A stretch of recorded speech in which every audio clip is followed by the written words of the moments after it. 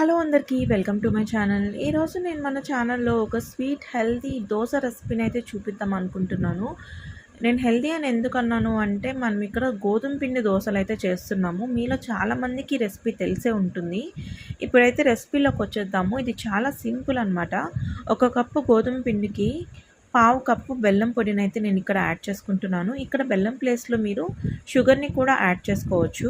అలాగే చిటికెడు ఉప్పు అండ్ తగినన్ని నీళ్లు తీసుకుని మనకి నార్మల్ దోశ బ్యాటర్ ఎలా ఉంటుందో అలా వీడియోలో చూపిస్తున్నట్లు ఈ కన్సిస్టెన్సీ వచ్చేలాగా అయితే మనము వాటర్ యాడ్ చేసుకొని మిక్స్ చేసుకోవాలి. తర్వాత పెనం ఆన్ చేసుకుని పెనం హీట్ అయిన తర్వాత నార్మల్ దోశలు పోసుకున్నట్లుగానే పోసేసుకోవాలి. లైట్గా ఆయిల్ని వేసుకుని రెండు వైపులా కూడా మంచిగా సమంగా కాల్చుకోవాలి. చాలా ఈజీగా ఇన్స్టెంట్గా చేసేసుకోవచ్చు ఈ స్వీట్ దోశల్ని.